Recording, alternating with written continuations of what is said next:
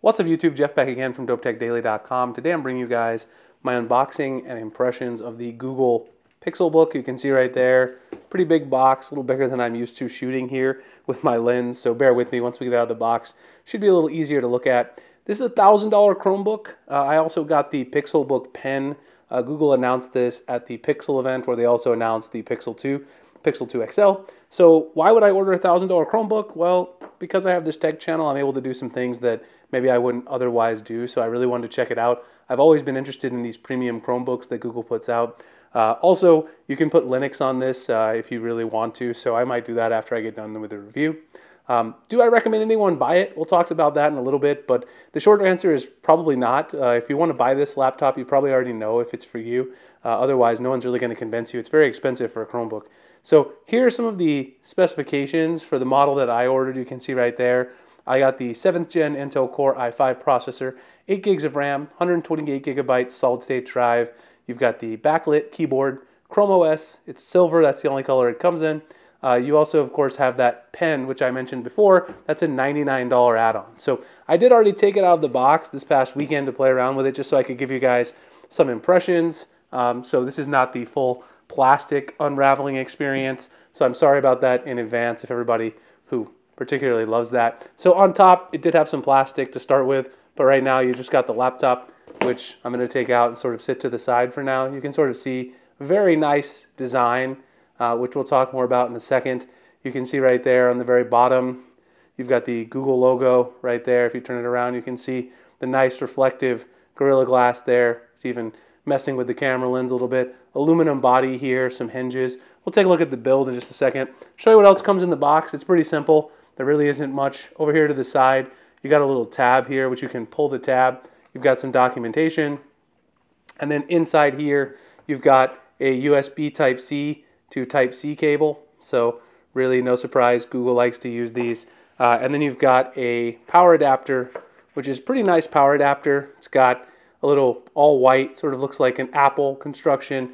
Very big attention to detail on this particular product, given it's so expensive. And you've got the Google logo right there. Now this does enable fast charging via the USB power delivery spec. So Google does not use Quick Charge 3.0. I mentioned that in a video before mistakenly. They always do not use that because you remember some of the issues that some of the Google engineers had with Quick Charge conforming to the USB Type-C spec. So that's everything that comes in the packaging. So I'm just going to sit that to the side there. Be a little careful with it because it is such a nice product. I don't want to damage in the packaging. So here's what the actual Chromebook looks like. 12-inch screen. Very nice compact form factor. Again, Gorilla Glass on the front. Kind of matches the Pixel sort of branding that you see on the phones. You got some hinges back here on the aluminum unibody. On the bottom, you do have this nice sort of matte material here and a nice little stopper here, which makes sure that if you have it sitting on a desk, it's not going to go anywhere. This makes sure it doesn't move around or anything like that. Also very nice for when you're using it in the tablet mode. It makes sure that that sort of back positioning stays put because this is a convertible. At the very top here, you'll notice the Google model number for this particular Pixelbook. If you open this up, and again, I've already booted it up and sort of put my information in, so we can do that. You'll notice, first of all, a very reflective display. You guys can definitely see me there in the reflection. You've got Chrome OS, pretty basic. Overall, very, very nice display, 2400 by 1600 resolution, very high resolution. I can't really tell any difference between the overall quality in the display between this and my MacBook Pro. I have a 15-inch MacBook Pro that I use as well every single day. One other key thing to note on the inside is the keyboard is backlit. It's a very nice travel to the keys. I actually like the keyboard on this a lot better than my MacBook Pro. The trackpad right here is glass, has some very nice click to it. And on the side, you have that same sort of white rubber stopper material that's on the bottom, which gives you a nice place to rest your hands while you're typing. It's very comfortable. It's more comfortable than having some cold aluminum sort of resting against it. So, of course, Chrome OS, there's not a whole lot to say. A lot of improvements, though, that went into it for the Pixelbook release. You do have a button here that activates Assistant. You can just press that button. It's right here on the keyboard, right here at the bottom. That's your Assistant button to activate it or deactivate it. You can also type to use Assistant. instead of just speaking. That way, if you're in a crowded place, you don't want your computer speaking back and forth to you. You don't have to worry about that. You can easily just type. Android apps are now out of beta on the Pixelbook, so you can go ahead and use Android apps. I've been using some of my favorite apps like Phoenix 2, which is my Twitter client, and I really like the way it runs on the Pixelbook. Very nice. You can resize the window. There's no funky stuff going on. Of course, there might be some Android apps that don't run great, but so far, the ones that I've ran have been very, very good. And of course, with Chrome OS, it's very secure. You get fast updates. Battery life, Google says about 10 hours. On my first charge cycle, I got about 8.5, and I didn't really worry about brightness or anything. Watch some videos, respond to YouTube comments, Netflix, all that kind of stuff over the weekend. So overall, very impressed with using it just as an everyday laptop. If you can do stuff in the cloud, again, this is not going to be a laptop where you're going to do heavy productivity stuff. If you're going to use it with, for instance, something like Microsoft Word, Microsoft Excel, or if you need high-end software like I use MATLAB and stuff at work, this is not a laptop that you're going to do that with, at least not with Chrome OS. Now you can go ahead and fold this around. So if you go ahead and fold it around, there's a couple of things you can do. First, you can put this in tent mode. So if you put it in tent mode like this right here, so that you can go ahead and watch videos, or you could even use it in a stand-up tablet mode, just like this right here, and open your apps. That's not too hard to do.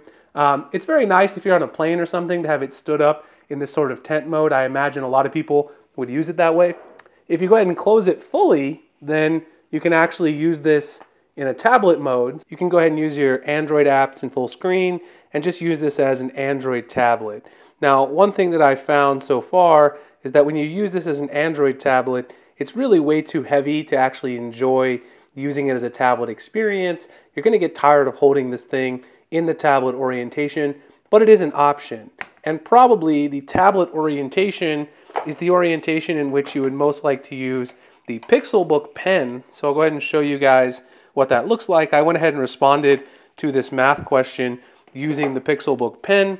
You can go ahead and export any documents that you want to Google Keep, and then you can go ahead and use the pen to make comments on the document. So you can see right here, I can do mathematics, respond to my students very easily using the Pixelbook pen. Now, I haven't had a chance to compare the pressure sensitivity of the Pixelbook pen to something like the Apple Pencil or even the S Pen, but that's definitely something I'm going to do in a future video. All right, guys, so I'm definitely going to delve more into this in a full review. If you guys have any questions about the Pixelbook, definitely drop your comments below. Overall, I've come away very impressed with the hardware on the Pixelbook. Obviously very expensive for a Chromebook. The battery life is pretty good. Performance is great on Chrome OS, and obviously the pen, along with Google Assistant, being able to use a lot of these features in conjunction with one another, if you can do everything in the cloud, is a huge benefit. But we'll have to see how that plays out. And again, is this something that I recommend? Really, if you need this, you know it. And if you don't need this, then you can probably be better off with a cheaper Chromebook. There's a lot of good options out there. So I appreciate you guys checking out the video. Find me at dopetechdaily.com. Google+, Instagram, and Twitter, the links in the description. Really appreciate you guys checking out the unboxing. Please like and subscribe, and also hit the notification icon so I can make future videos like this. I appreciate you guys checking it out, and I'll see you in the next one. Thanks a lot for watching.